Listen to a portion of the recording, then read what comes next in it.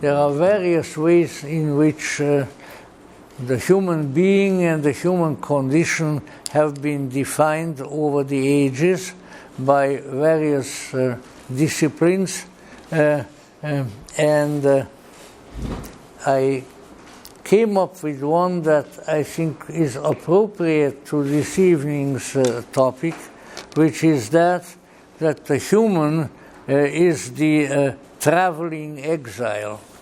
Now, that in itself would be worthy of a whole talk, and what I am inclined to indicate there is, first of all, that there is a characteristic of the human genus, the human race, as it's been called, which is maybe not very often taken into account, and that is that the human is a singularly mobile creature, that there is a tremendous amount of mobile dynamism in human nature, and that many of the characteristics and foibles, as well as the virtues of the human being, may be justified just by this kind of mobility. And now I am going to throw the bomb on you to begin with, and hope that nobody will get too annoyed, because once the explanation comes, it will maybe modify it somewhat. And that is to the effect that, as you all know, for the last number of decades, we have had quite a bit of dwelling in literary and other public media about the issue of native peoples, indigenous peoples.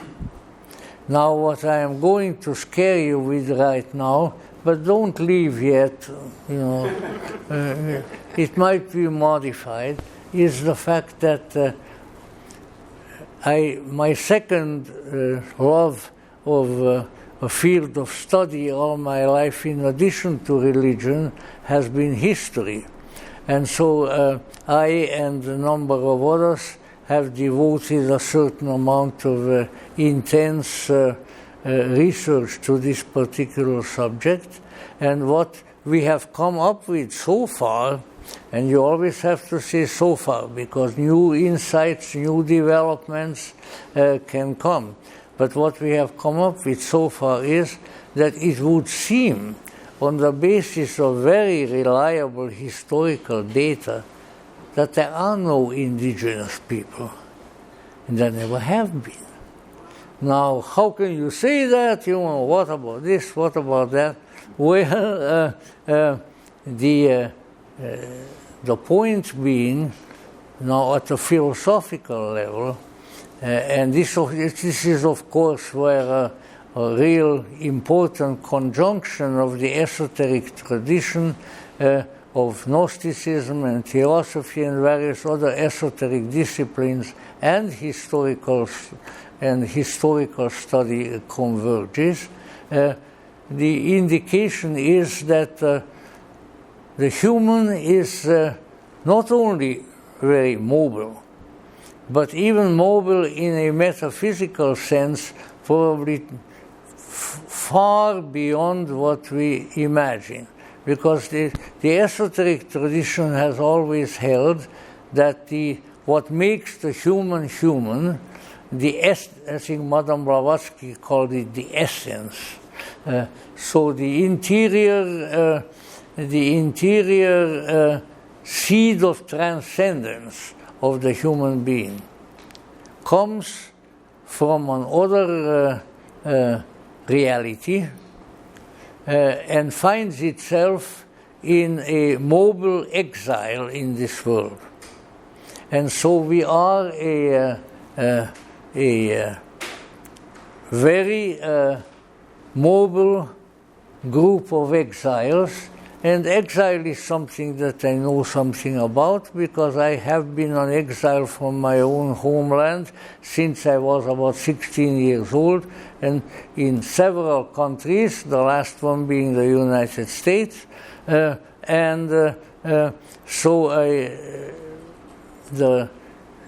the psychological tone of not being in your own place is something that I'm very familiar with.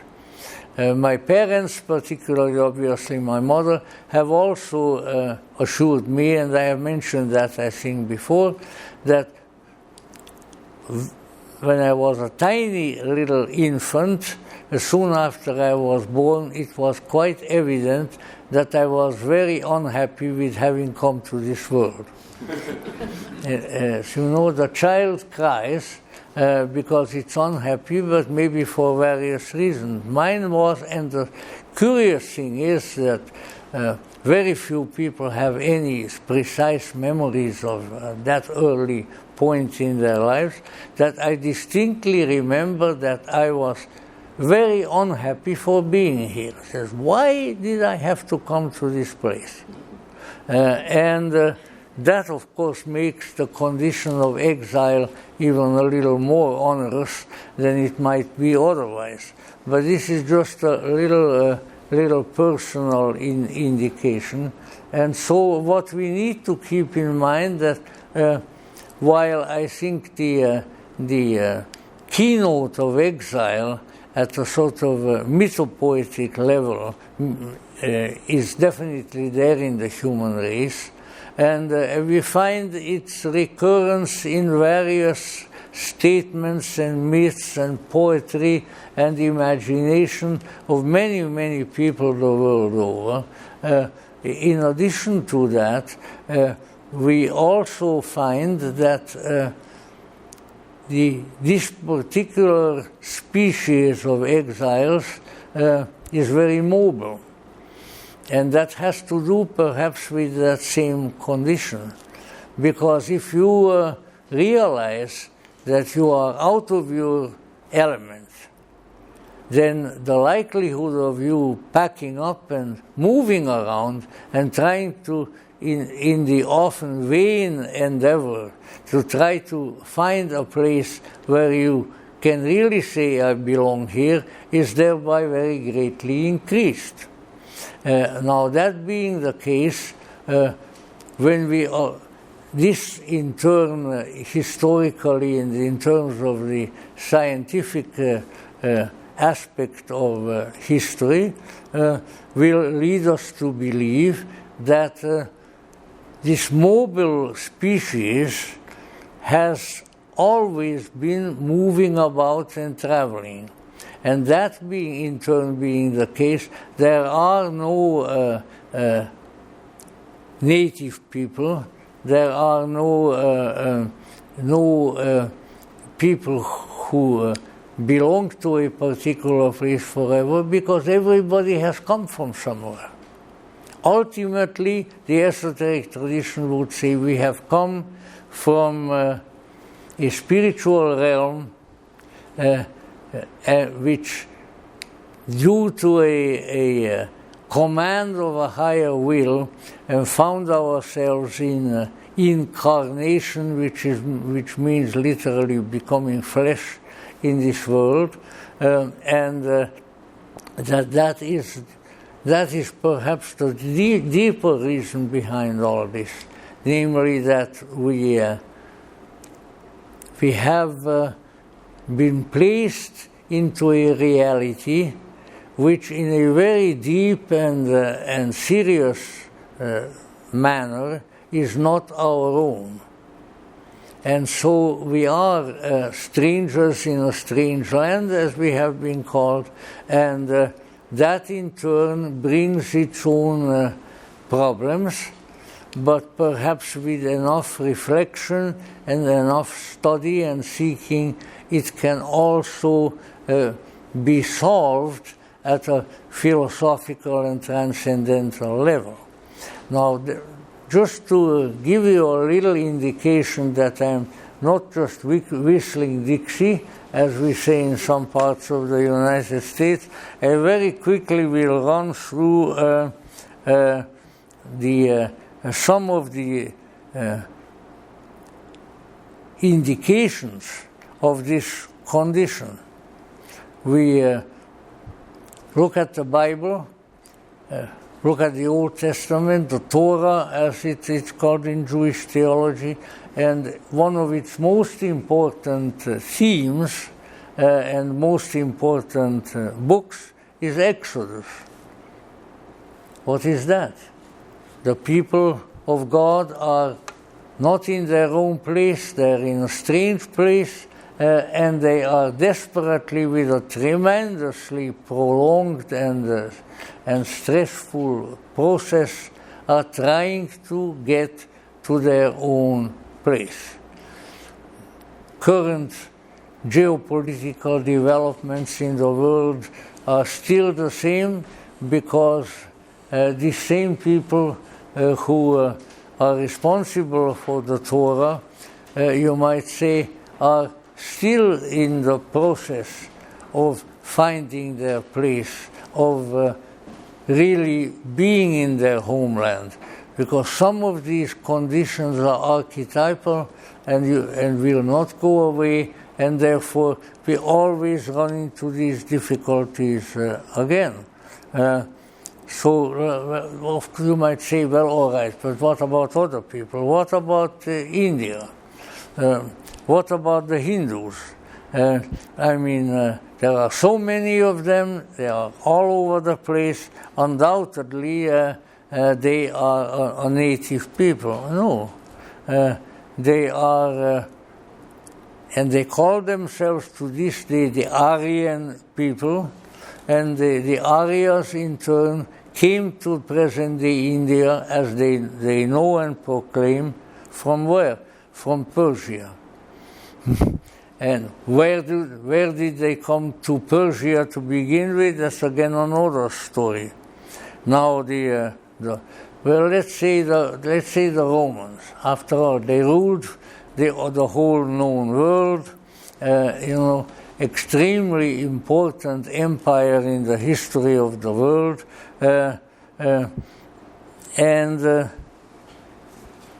yet their own traditions, as embodied in the Aeneid, in this case one of their great poetic works by Quintus Horatius Flaccus, state, let me see if I had 8 years of Latin, but I'm also way over 90 years old, and so that what should be my fresh memory of 8 years of Latin is maybe not so fresh.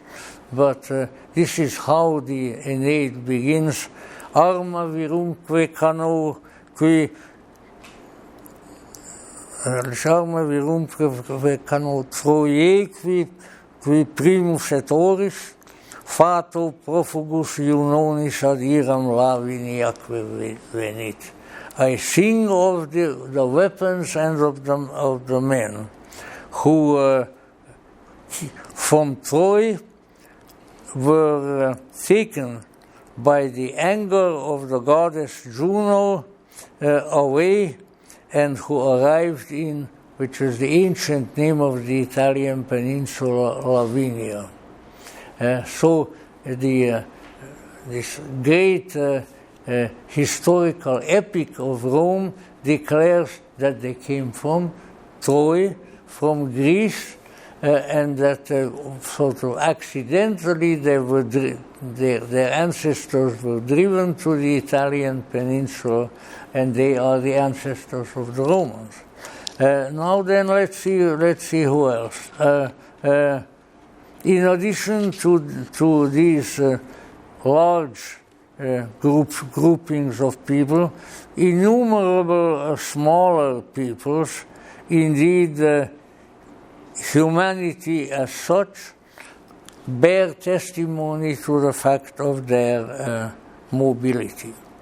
In addition to that, the science of anthropology, beginning with that strange and brilliant cleric Pierre Teilhard de Chardin have established a theory which has never really been authoritatively contradicted, that all of humanity, everybody, all of humanity, the ancestors of the present humanity, had their origin in a certain section of Africa, and from this African habitat they then moved and fanned out all over the world.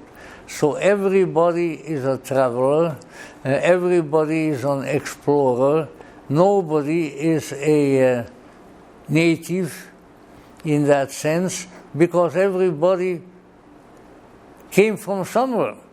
And in many cases, they're still going somewhere. And so this is really the mobility of the human race, which to the esotericists might indicate the workings of a symbolic dimension, in the sense that we have come from a spiritual realm. Now, we are not on a flying saucer, because the saucer wouldn't be a saucer if it were spiritual. None of you saucers at home are, I take it. In fact, the only time I have experienced flying saucers was when we had a considerable big earthquake, and all the saucers from my cupboard were flying out. In any event, so you can see how trite and ultimately unworkable a lot of these shibboleths, which is a Hebrew word for something that people very much believe in, are, including this one. So what we have is a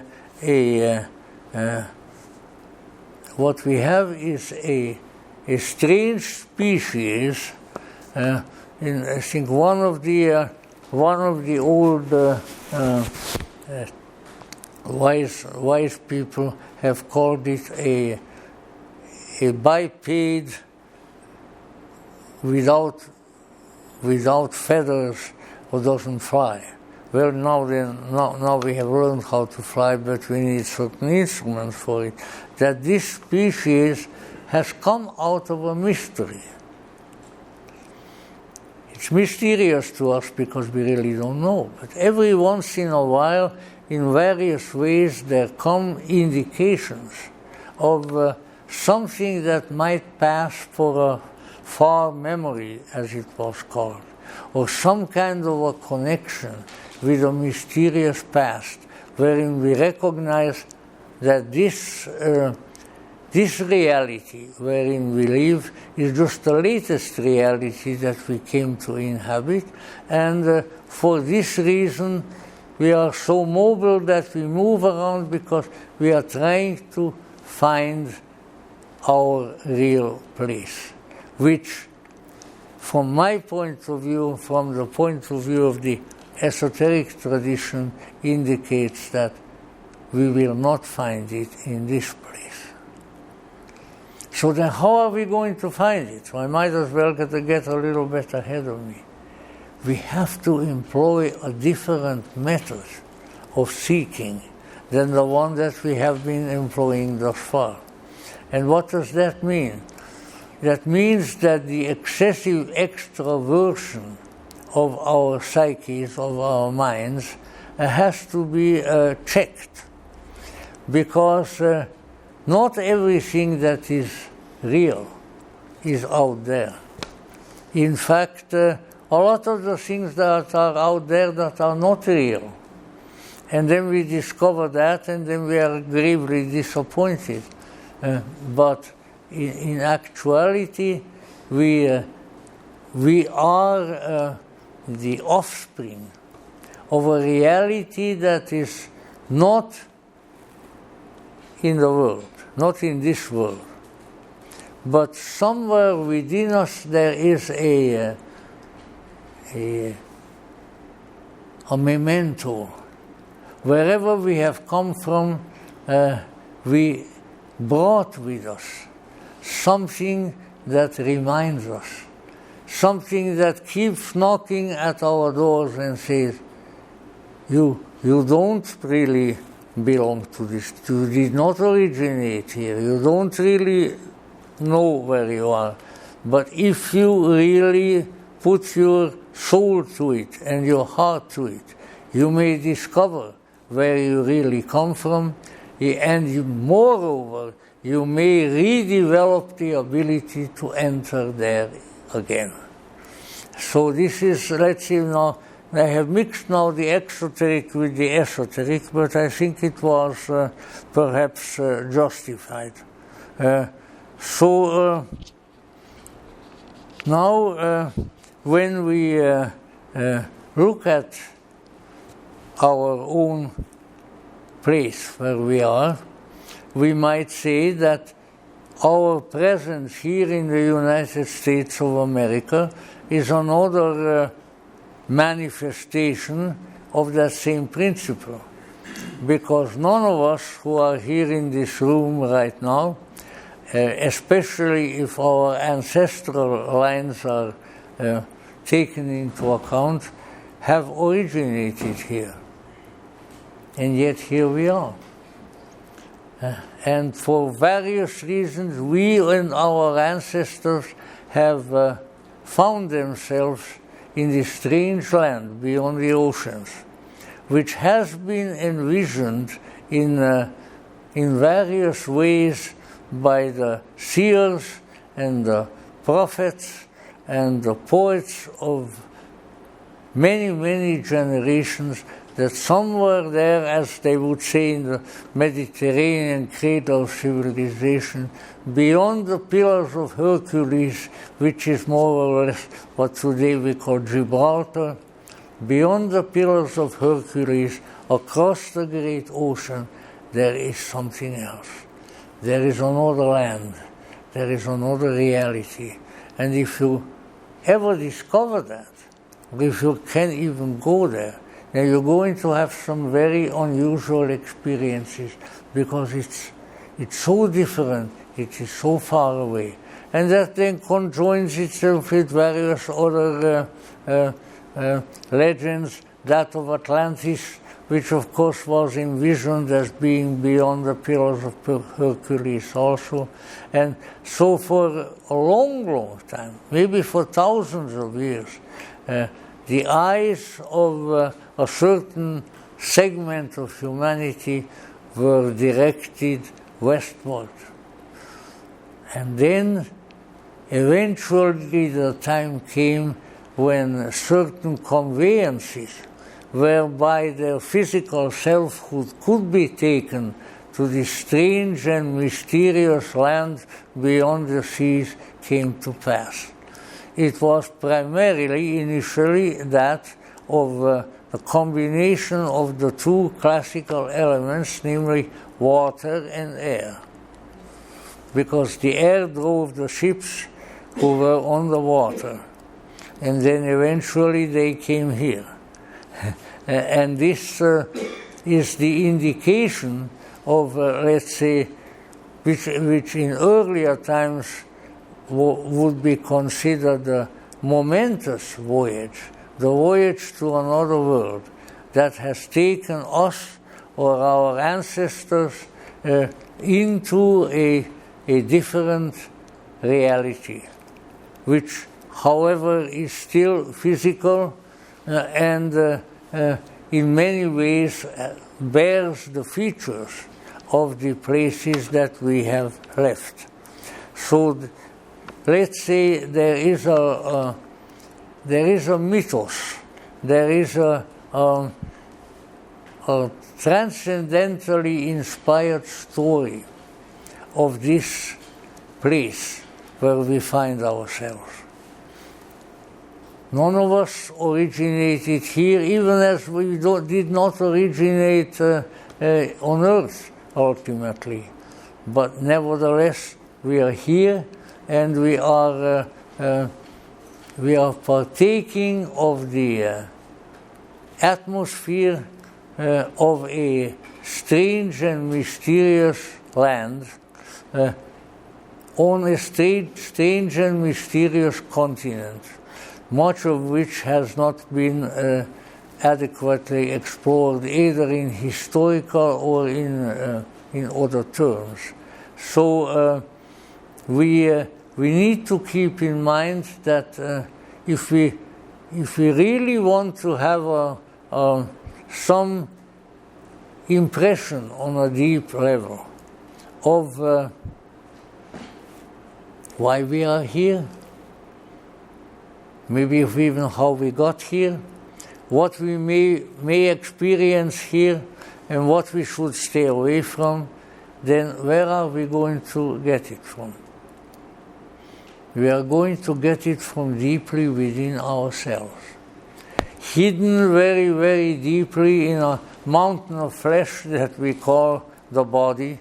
And don't take this as an allusion to your weight, because I don't mean that kind of mountain of flesh, but a strange fleshly vehicle that we inhabit. There is something that knows.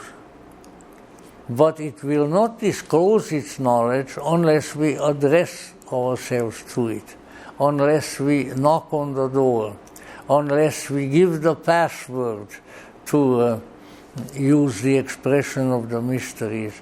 And then perhaps we will be told where we are, how we got here, and where we ultimately came from. And however, it is important to remember, and some people certainly have voiced this very nicely, that there is something unusual, something out of the ordinary, something not to be discovered quite in the same way in other parts of the world, on this American continent, and that therefore our presence here may have opportunities of discovery, of the discovery of meaning, the enhancement of consciousness that may not have been quite possible in other places where we or our relatives or our ancestors found themselves. So in a sense, what the discovery of America and subsequently the founding of the United States of America teach us that maybe there is something here. Maybe this particular journey of the galleons of Spain and of Portugal and of others that came here had brought us to an arena where human experience can take on a new form, where it can become more profound, where it can deepen, where it can discover great and wonderful things, especially the ones that are inside of us already and which needs to be discovered by opening up the outer covering wherein it rests.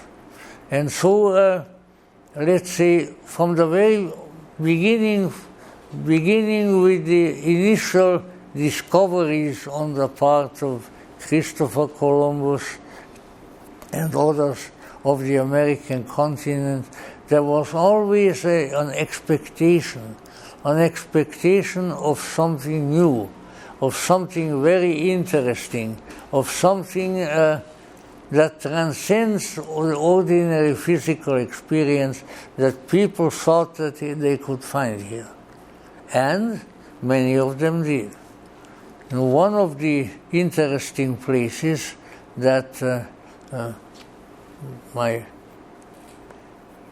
with my friend who sits back there in the big chair and myself, that certainly we are familiar with, is a place in New York State that is called the Hudson Valley, or the burnt over district, and by various names.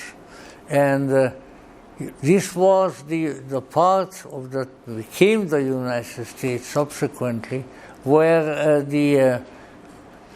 those who were eager to discover the unusual, the strange, the inspiring, the transformative gathered, and they gathered there for quite a long time. To read the history of the Hudson Valley is truly amazing.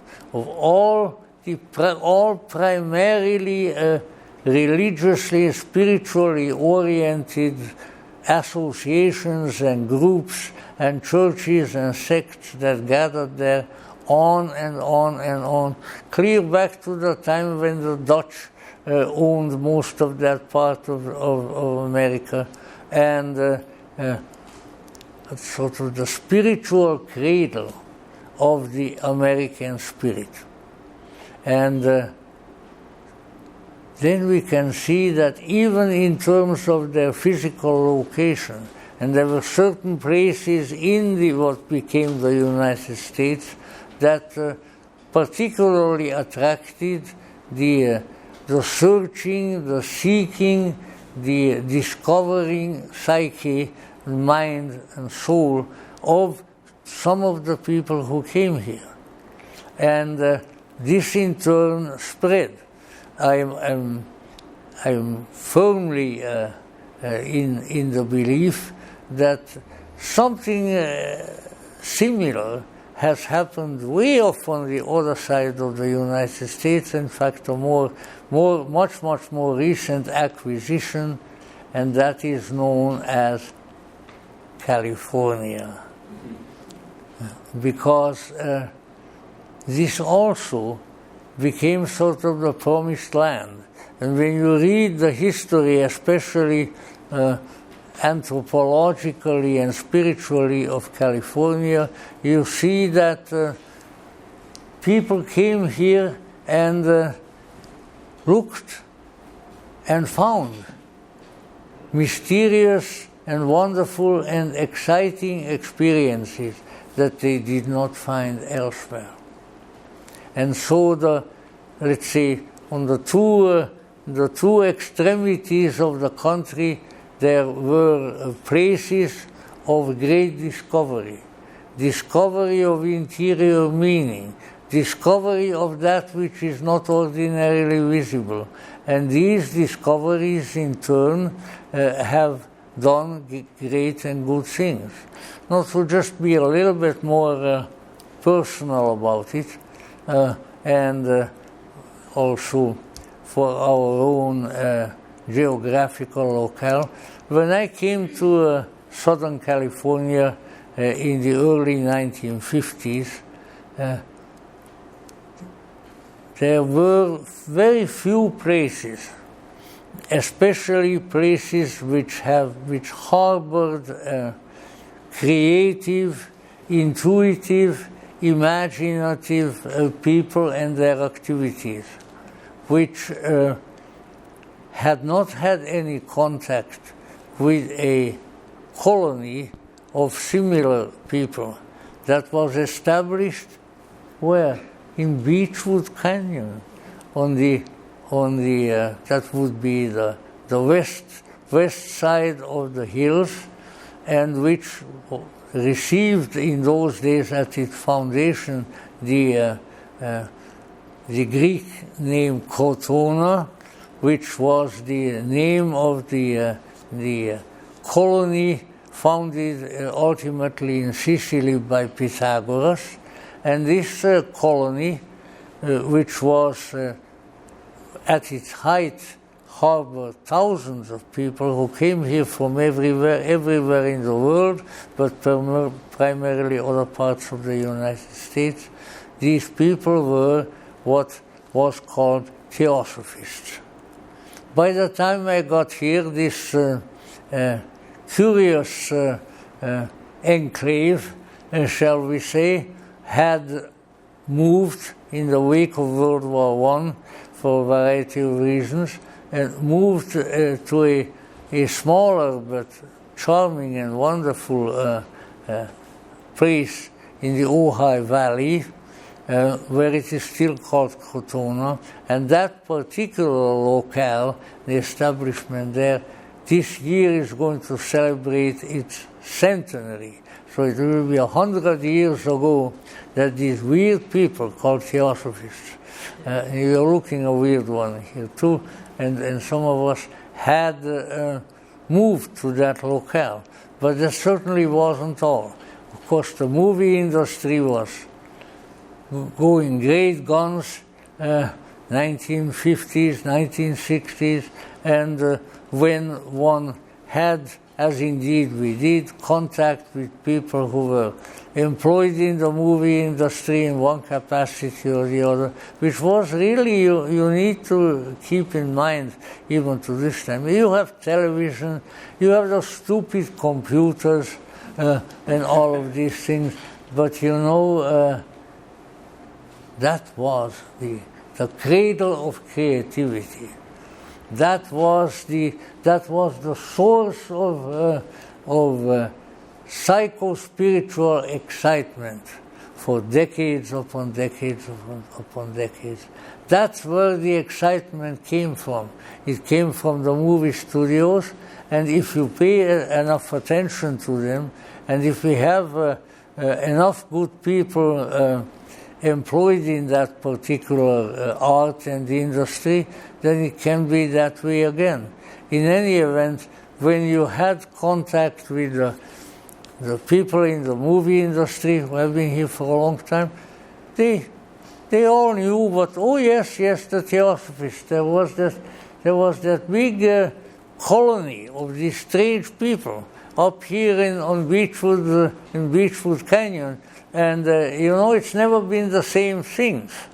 And I'm not here to do propaganda for the Theosophical Society or anybody else. But let's say there was a seed of incredible creativity and of an incredible seeking for experience, for meaning, and along with those, of course, of transcendence, was planted here, which was still, you could still hear about it, and the remnants of it are still here.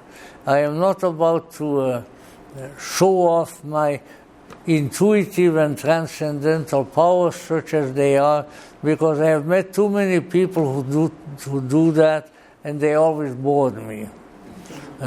So you know, the bragging psychic is a bore. And I'm neither bragging nor am a psychic in that respect. But let us say there was an ambience of experience here which hasn't completely gone away, and which is still subject to various minor forms of revival, our being here this evening being one.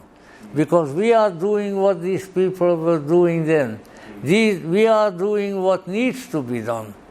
We are looking, and we are searching, and we are studying, and we are trying to raise our consciousness to a level of greater and deeper and ultimately more productive and transformative understanding than otherwise might be the case.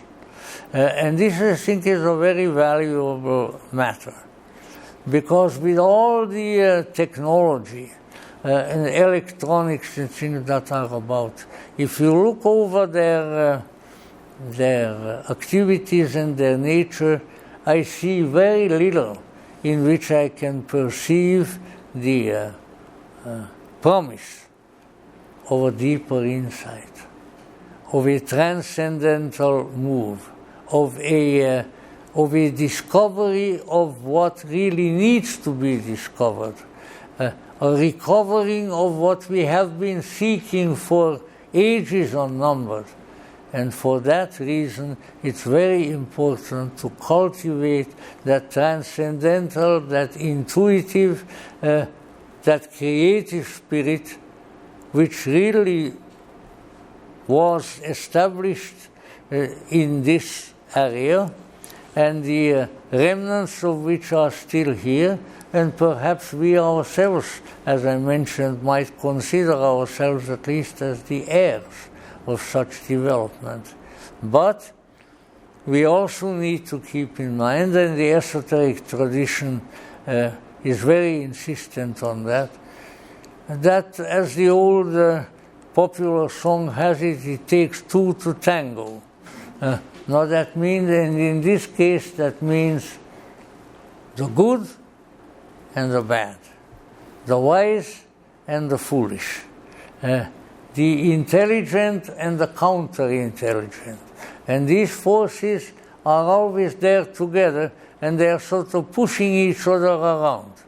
And that is why when you find something good and insightful and informative and transformative, then value it, hang on to it for dear life, because that is where the discovery of your authentic selfhood, the finding of the meaning of your life comes from. You know, I'm a great devotee of Carl Gustav Jung, as many of you know, and my few books testify to it. And this is what Jung always said. What this is all about is meaning. You think you are here that you want to be happy. You think you are here that you're going to be rich.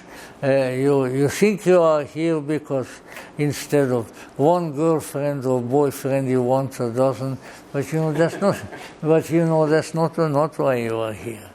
You are here because you are seeking for meaning. And that's it's not the kind of meaning when this means that. That kind of meaning is all over the place. And let's put it that way, that kind of meaning doesn't mean too much. But something else. And this is of course, now we are coming to a very important point, if I ever come to it. You know how I am. But that being that the discovery of this profound meaning is a human task, the rewards for which are immense, but at the same time the obstacles to it are also always present. And why is that? Because once again, as the alchemist so well knew, the favorable and the unfavorable, the wisdom and the unwisdom, the good and the bad are always there together. And that is where your difficult, your onerous task comes in. Because who is to sort this out, as the rather British expression has it, you know? Who is there who is going to solve the riddle? Is this going to be my enlightenment, if you want to use the Buddhist word? Is this going to be my the place of my deep insight, of my meaning, or not? And there is only one who can answer it, and that is the secret dweller in the interior of your soul. I mentioned before, it is there. But it need not remain secret. If you truly recognize its presence there and do whatever means come your way in order to make contact with it, discover it, then this strange, hidden interior resource, this perennial holy grail will serve you well and will help you with a power and a wisdom that otherwise cannot be discovered. Once again, I hope I am able to convey that to some extent, and I'm certainly not trying to brag. It's not one of my preoccupations, but I can say this much, that with a certain kind of abiding knowing, a knowing that once it comes never goes away. I came to know that I know what it is, I know how it works, and that knowing is known to some of us who look at the manner in which these pursuits were carried on long ago, has been called in the Greek word gnosis. Because we can know. We can know. We are not only weary travelers in a distant land, but we are weary travelers who seek a more profound knowing and a more profound understanding than is generally available to us. And if we seek it honestly and sincerely, and if we are determined to find that knowing, I can assure you that it can come to us. And it has come to many, it is coming to others now, and maybe it will come to us. So there is an important issue here. I intend by next Friday to have here, and maybe even before, a remarkable book that is really more of an anthology of essays, and it was written by the late Manly Palmer Hall, and that is. It's a little difficult for me to get the title because it's really two books that have been published earlier that now they have published. But I think it is the present title, I think, is The Secret Destiny of America. And once again, not just in one chapter, not just in one paragraph, but if you carefully peruse that book, you will find out that one of the truly outstanding sages of this age, Manly Palmer Hall, had once again put his finger on something very important, because it shows us how this milieu, this environment that came to develop, perhaps on the entire continent, but certainly in the United States, can be a powerful vehicle for our knowing that knowing which liberates, that knowing that consoles, that knowing that takes us to our authentic self.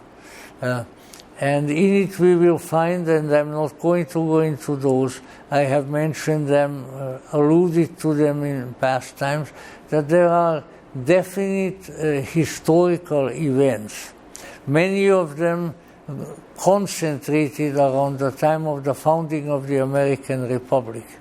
And these events indicate that there was an other than ordinary and other than local influence at work, which seemingly had as its objective the establishment of a setting wherein wisdom and goodness and transcendence may flourish and come into their own.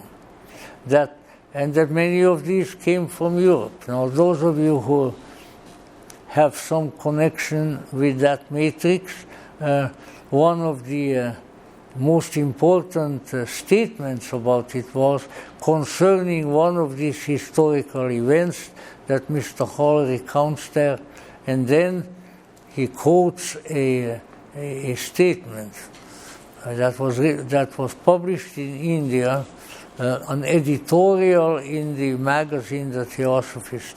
You know who the editor of that magazine was at that time. It was Helena Petrovna Blavatsky, in which he said that we have, I'm somewhat paraphrasing it, we have incontrovertible proof that wise and transcendently dedicated people from all over the world, but in this case particularly from Europe, came here and helped to establish the American Republic. And that these proofs are in our hands. Now, that is a very big statement. And from somebody who has done very important work in this field. Now, therefore, we will have the book available, and as always, I'm a bad businessman. That's why we meet in the Theosophical Society's building, various other things. I never was interested in filthy lucre, and I still am not. My treasure is somewhere else, and it's a great treasure. It's like the Rheingold, like the treasure under the Rhine that Richard Wagner wrote about. And so, however, I can say this, that it was really, it can really be said with I think, a great deal of veracity what Manly Hall wrote in those books, and in this case a particular quotation from a sort of coffee table sized book of his with beautiful photographs in it, which is called The Phoenix. If you find one, then be sure to read it. If you don't find one, tell me and I'll bring you mine. I'm not going to give it to you, but I can show it to you. And in The Phoenix, there's a chapter about H.P. Blavatsky. And this is one of the, I think I know, even with my geriatric memory, I know what it says. Take away the contribution of H.P. Blavatsky and all of modern occultism, which now you can call New Age or what, falls like a house of cards. And I think that's the greatest tribute that this wise man attributed to that wisdom. And I, once again, I think I know, as the Gnostic knows, what he was talking about. And so we are here in a certain sense, again I come back to that, I don't know why this is haunting me this evening, that we are here in Beechwood Canyon, we are on sacred ground. This is where great and valiant and wonderful efforts toward the acquisition and the communicating of wisdom were done, and where the aura of that activity still exists. Because there is something, and after all, human history, especially the history of art, and of my favorite art, architecture, the history of art bears testimony to the fact that great and wonderful things can be brought forth if you bring the attention of your consciousness upon it. It opens up doors that otherwise would not open up. And this is true of performing arts, this is true of other arts, and therefore the more we dedicate at least some of our attention, in this case to the mysterious place where we are, and where such insightful activities have taken place, we will have the grace to receive some of it or much of it, and we will lead a much more meaningful, a much more wise, and ultimately happy life. Because, the famous bluebird of happiness, what is happiness? Happiness is to have meaning. Happiness is to be as close as you can at any one particular time to that mysterious essence, that mysterious center, which is within you, and which is the Theos, the Greek word for the God, who has the Sophia, the wisdom that he can communicate to you. So I'm just summarizing at this point that there appears to be a tremendous amount of evidence indicating that particularly at the founding of the American Republic, there were certain individuals, certain forces, certain insights present which are very, very valuable and which should not be allowed to go into forgetfulness or be obscured by lesser factors. That indeed the great things, the good things, the helpful things, you can see that in your own life. You know, you may not be able to count too many of them. I can only count a few.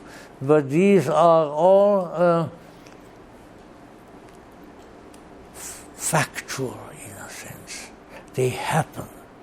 And once they happen, they leave a residue of glory behind them that you're never going to forget. If you have encountered the profundity that lies semi-dormant inside yourself, even once, you are never going to forget it, and you will be able to let that to extend to various other things.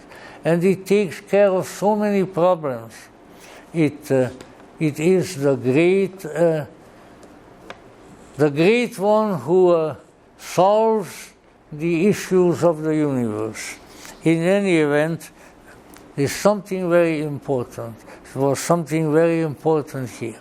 And certainly researchers like Hoeller and others indicated, for instance, that both Christopher Columbus, Magellan, a number of other the great admirals. I mean, Columbus was the admiral of the seven seas. You know, they had contacts from where they came from, and they had contacts within themselves.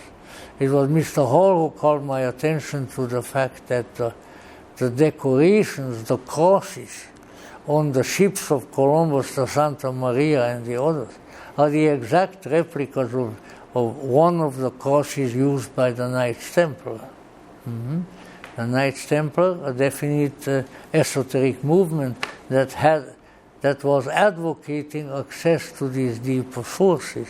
So let's say there is an important background to the place where we are. We are walking on sacred ground, not only in Beechwood Canyon, but all over the United States. And instead of doing what we so often do with it, this element of the sacred ought to be recognized. In any event, let's say, so there was a conjunction of European esotericism and others that gave rise to many of the developments, political, cultural, that came to pass in the United States, and that have drawn ourselves and perhaps our ancestors to this land.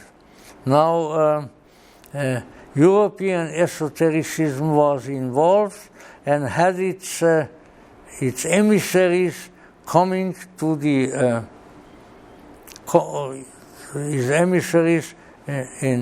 that became the advocates of the independence of the United States.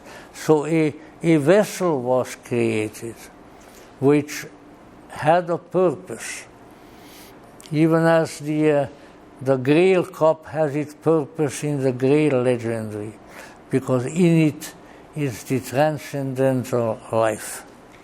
So now, and it showed, if you study the history, you can see that the emphasis, and this is extremely important because it's so easily forgotten about, although we are certainly not going to forget it here tonight, that this was to be the place where the human being, the human individual, the one who is the carrier of the secret light within himself or herself, would have the opportunity, no doubt against various odds, to come unto itself. It was the place where a certain insight, a certain enlightenment, a certain transformation would be easier than elsewhere. And if you look into the, let's say, the esoteric aspects of US history, then you find that. Nowhere on earth at that particular time, at the time of the founding of the United States, came there to be enshrined in the laws and the constitutions of the new country, came enshrined the following freedoms: total religious freedom, total freedom of thought, total freedom of speech, and freedom of livelihood, in the sense that you would have the opportunity to provide for yourself and others that may depend on you, and that ultimately gave rise to much of the Industrial Revolution and the much abhorred and much insulted system of capitalism, which has made more people prosperous than any other economic system in the world. And why was that? It was because it was based on freedom. When the individual is free and can find expression of his own or of her own talents, industry, ways of doing things, then the rewards are there. The rewards are intellectual, the rewards are emotional, and the rewards can also be physical and financial, as indeed they were. Now, on the other hand, let us say, as I indicated before, it takes two to tango. So while these great blessings came, of course there were also, and there continue to be, difficulties. And one of them, I think, is in the difficulty of the mind. And I think the way I don't think I ever phrased it that way, that when you really have it good, then there is kind of a little demon inside of you that says, no, it's not really good. I can tell you why it's bad.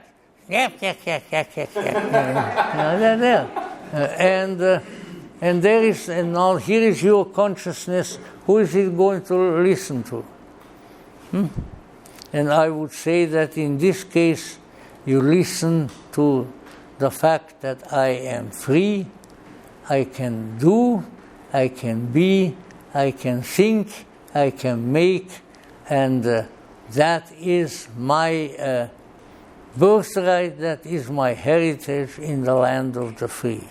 Know that there are, and there always have been, and I'm sorry to tell you there always will be, all kinds of circumstances which will not be terribly happy, which will not be sought after, and which can be criticized. If you want a world which is not worthy of criticism, you've got to go to another one. You've got to go to another one. And of course there is such a reality, but let's say the entry into that reality is in part earned by functioning in this one. And if this needs to be kept in mind. Now we are probably not for the last time or the first time either. We are now in a historical period where, well, shall we say, these kinds of statements, these kinds of insights are questioned, denied, and shoved under the rug. We have some nice rugs here, good Persian rugs, really.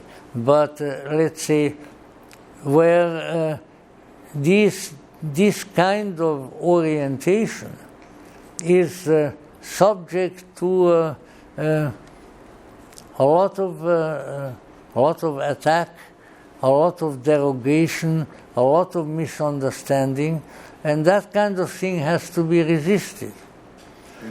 And it can be resisted from the bottom of your heart. Because I can say that much with the utmost veracity.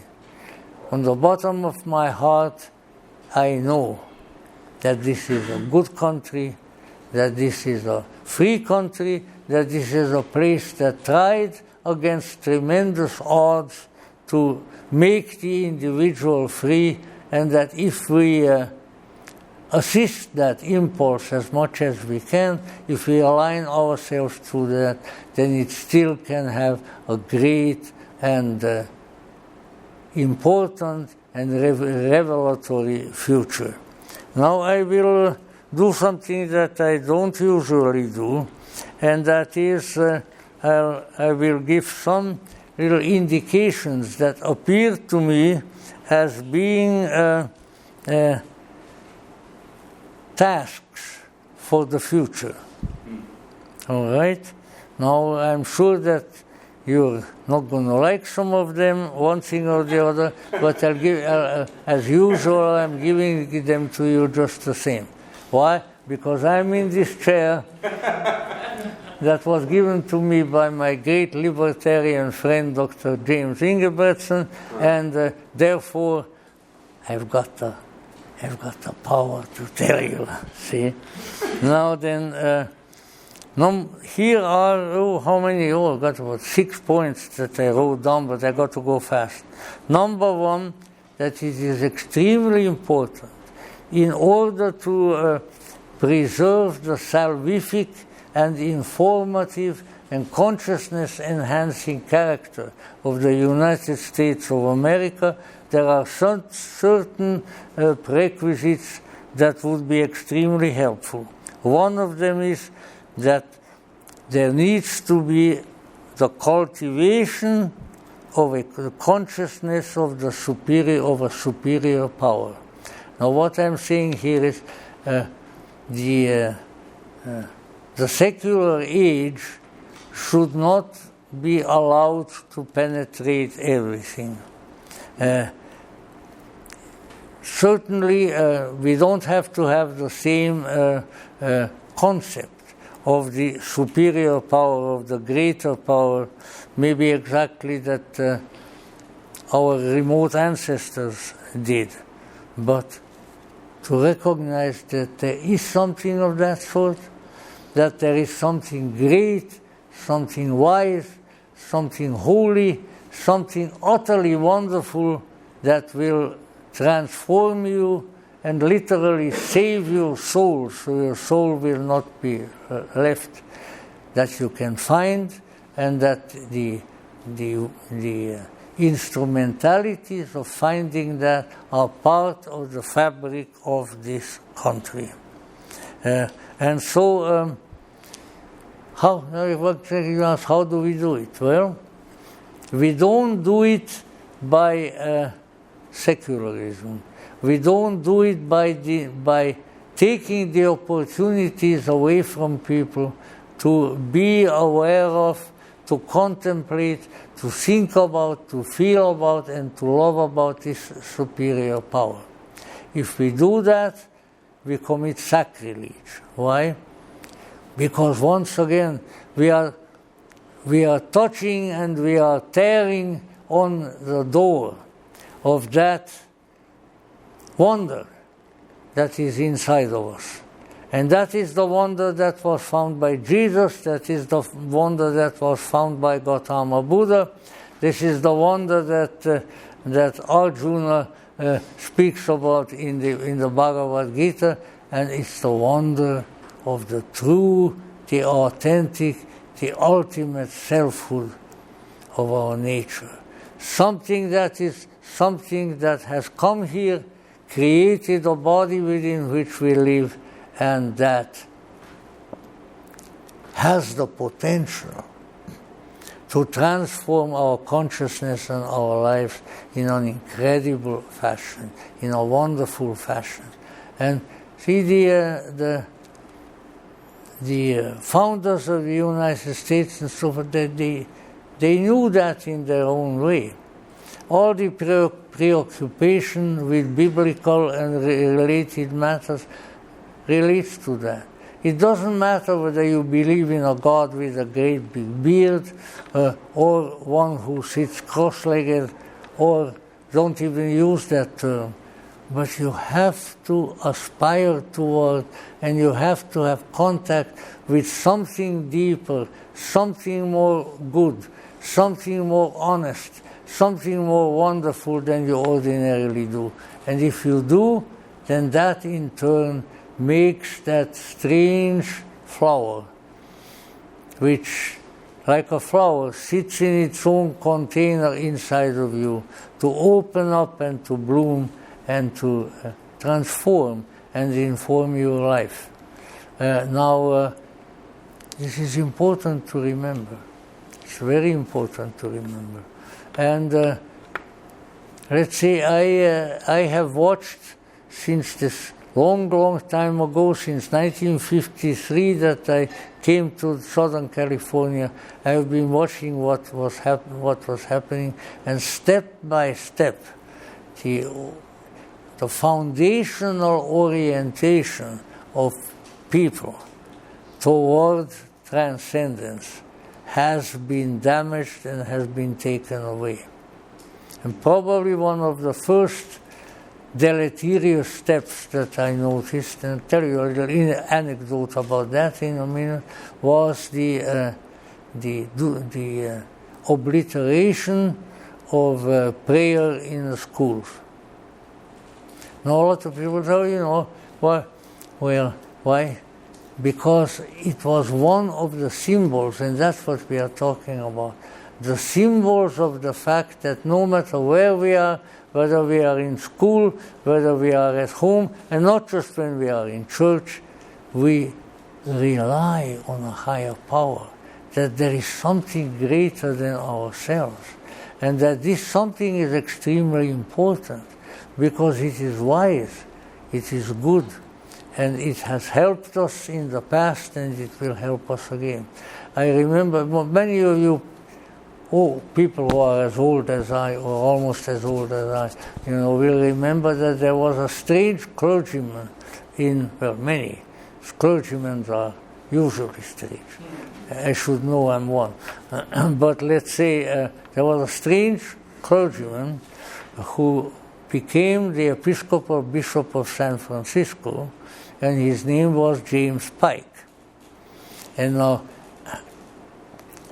this has to do with a little incident of my last encounter with Bishop Pike. So Bishop Pike initially was against banning the prayer in schools. He said we need it. Then he was convinced by his associates that no, it's really much better if we don't have prayer in the schools. And then I met him at place here where he was lecturing, and that was prior to the time that he went on his last journey to the Holy Land where he died. He was about to take off, and what happened to him there was he told me that when we were because I told him a few things about myself, he said that he was extremely interested in the Gnostics, and that he knew that some of the last remaining Gnostics, the Mandeans, as they are called, can be found in the Middle East. And he says, I'm going there now and I will try to find them. And so I said, well, Bishop, where are you going? He said, I'm going to Jerusalem and to Israel. I said, you're not going to find any Mandeans there. So he went, he got into a broken down Arab taxi cab with his wife Diane, very nice lady. They drove out into the desert and the car broke down. And he wandered away from the car and he died parched in the desert. God rest his soul, a great and wonderful seeker for the truth. But let's say at that time, before he went on that trip, that's when I asked him, well, Bishop, how do you feel now about prayer in schools? He says, we never should have done away with it. Now, again, you can take it whichever you wish. But let's say what I'm talking about is that there has to be a sort of basic foundational understanding, which was here in this country very widespread. It does not extend to detail. It's not a knowledge of dogma. It's not a recitation of a creed or of a catechism, but it is an underlying awareness that there is something greater than what we might say in French, moi. That's all it takes. Recognize the ineffable greatness which is here and which is available to you. And if you do, it'll be a great big help. But if we don't have that kind of foundational understanding, the danger is very great that we are on a slippery slope and will just end up with more and more nothing. So this is cultivating the consciousness of a superior power. The second, which is maybe a little more difficult, at least for some people, to relate to, is that we have to have a respect and a reverence for the founders of this country. Reverence for the founders. Why? Because the founders of a country are like your parents. And it is not without any reason that the commandment has been said to honor your father and mother. What we have in this country, in many, many areas of the culture, comes from them. And these people, when we know something about them, when we know about such really giants like Benjamin Franklin, like George Washington, and so, then I think gratitude and reverence should be theirs. Now, there is also the reverence for, and this is of extremely great importance, because the other things that I have mentioned all relate to this. This is reverence for the freedom of the individual. That is why there was no country on the face of the earth, here or in Asia or in Australasia or anywhere else, where it was established from the beginning that there is complete religious freedom and all the other freedoms. Not a one.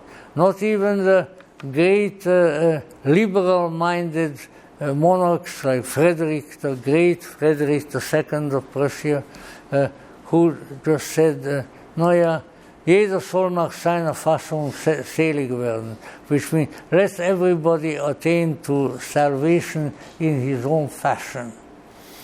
But still, there was a state-established church to which you better belonged in the kingdom of Prussia, otherwise you were nobody. So let us say the establishment of religion in that fashion was done away with. And that is what created the immense religious freedom in this country, which ultimately gave expression to insights and to forces that otherwise would never have come to the fore. Very, very important. And we need to keep in mind that all of this and others, the freedoms that we talk about, it's really very simple. It means that you can think, you can feel, you can do, and that there is nobody there stopping you. If there are, then maybe something is wrong. But if this kind of freedom exists, then with it comes the freedom to develop, to increase in consciousness, and to become more than you have been and maybe more than you are. So very, very important. Now, I'll throw in one that may be more controversial, but I in the 92 years of my life, I never shunned controversy. Some might even think that I was attracted to it. You see. So this is the issue that do not increase the power of government unduly. Do not increase the power of government unduly. This so a libertarian thrust underlies the philosophy of the American Republic.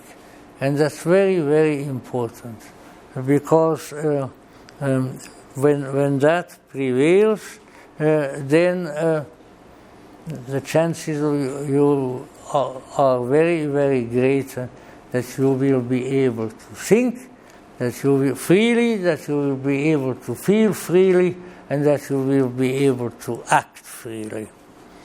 So it's very, very important. But oh no, if we have a big, powerful government, then they are going to give us goodies, handouts. But by the time the handout gets to you, you find out that the currency has plummeted. So you get practically nothing compared to what you expected. It's happening now, it will happen in a worse way later. So be very, very careful. And there is no need for public agencies to do more than look out for public order, to keep the laws being enforced, and to protect the individual in his place and the country in its place in the world. Anything more than that is uncalled for, unnecessary, and ultimately disastrous. Now you might say that I'm channeling Ayn Rand. But you know what? If I got to channel somebody, I would much rather channel that lady than anybody else, because she knew what it was all about. So then,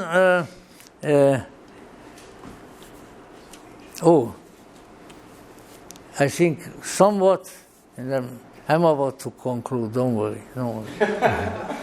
But somewhat along the line of the very first point that I made is also a related one, which recognizes that we humans, forget the rest for the time being, we humans are a soul. Or if you don't like that expression, we have a soul.